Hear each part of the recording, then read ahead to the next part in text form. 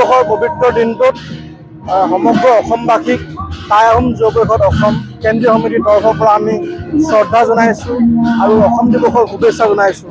আৰু আজিৰ দিনটোতে বৰ অসমৰ প্ৰতিষ্ঠাপক স্বৰ্গদেউ চাওলুং চুকাফাই সোমাৰ পিছত আহি বৰ অসম প্ৰতিষ্ঠা কৰিছিলে আৰু এই স্বৰ্গদেউজনাকে আজিৰ দিনটোত টাই আহোম যুৱ পৰিষদ অসম তথা সমগ্ৰ অসমবাসীৰ হৈ স্বৰ্গদেউক আমি শ্ৰদ্ধা জনাইছোঁ, প্ৰণিপাত জনাইছোঁ। আৰু আজি অসম দিৱসৰ এই দিন পবিত্ৰ দিনটোত আমাৰ টাই আহোম যুৱ পৰিষদৰ অসমৰ এটাই আহ্বান যে প্ৰতিজন লোক প্ৰথমে নিজকে অসমীয়া ৰূপে পৰিচিত হওক। আমি যে এজন প্ৰকৃত অসমীয়া, সকলো জাতি জনগোষ্ঠী যিমান বিভেদ আছে সকলো বিভেদ পৰিহাৰ কৰি এটাই হ'ব লাগে, আমি অসমীয়া আৰু অসমীয়াৰ স্বাৰ্থত আমি সদায় একত্ৰিত হৈ ওলাই আহিব লাগে।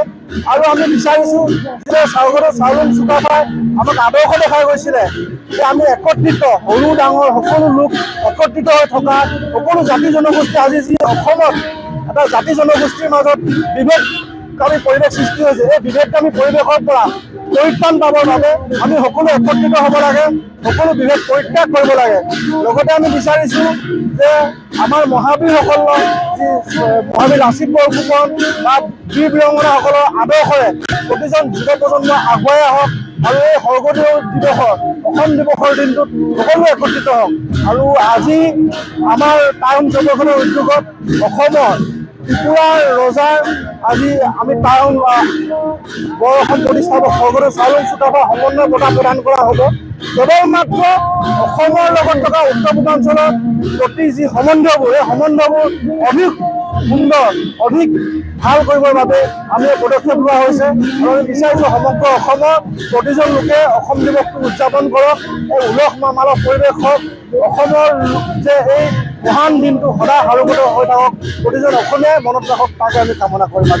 টাই আহোম যুৱ পৰিষদ অসম চমুকৈ টাইপাৰ কেন্দ্ৰীয় সমিতিৰ আহ্বানত আৰু মহান মহকুমা আৰু মহান আঞ্চলিক সমিতিৰ উদ্যোগত এইবাৰ আমি চাওলুং চুকাফা সমন্বয় সত্ৰ তিলৈ গ্ৰাম্য বজাৰত ১১ বাৰ্ষিক কেন্দ্ৰীয় চুকাফা দিৱস আমি ৩ দিনীয়া বৰ্ণাঢ্য কাৰ্যসূচীৰে আৰম্ভ কৰিছিলোঁ।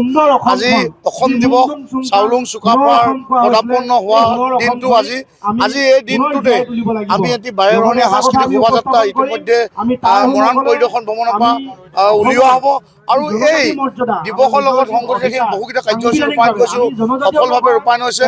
আৰু এই আমাৰ ৰেলীৰ পিছতেই এখন বঁটা বিতৰণী অনুষ্ঠান আছে আৰু এই বঁটা বিতৰণী অনুষ্ঠানত অসম চৰকাৰৰ কেবিনেট মন্ত্ৰী পীযুষ হাজৰিকা ডাঙৰীয়া, বিমল বৰা ডাঙৰীয়া, যোগেন মহন ডাঙৰীয়া আৰু খোৱাং সমষ্টি বিধায়ক চক্ৰধৰ গগৈ ডাঙৰীয়া উপস্থিতিত ত্ৰিপুৰাৰ ১৬৮ সংখ্যক ৰজা প্ৰদ্যুৎ বিক্ৰম মাণিক দেৱ বৰ্মাক আমি বৰ অসম চাওলুং চুকাফাৰ সম্বন্ধ বঁটা প্ৰদান কৰিম। আৰু এই বঁটাৰ যোগেদি অসম আৰু ত্ৰিপুৰাৰ লগত যি আমাৰ সম্বন্ধ আছে, এই সম্বন্ধ অধিক কটকটীয়া কৰিব আমি বিচাৰিছোঁ।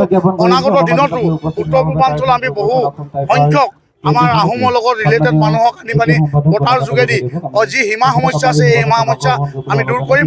আৰু আজি সন্ধিয়ালৈ আমি এখন মুকলি সভা অনুষ্ঠিত কৰিম। আৰু এই মুকলি সভাতে টাই আহোমসকলৰ লগতে চাওলুং চুকাফাৰ যি আদিপাত আছিলে বা চাওলুং চুকাফাই যিখিনি অসম গঢ়াৰ ক্ষেত্ৰত যিখিনি কৰণীয় কাম কৰি থৈ গৈছে, তেখেতৰ বিষয়ে আমি আলোচনা কৰিম। ধন্যবাদ। যিকোনো খবৰৰ বাবে যোগাযোগ কৰক 7099017330 লগতে 7099017110 নম্বৰত।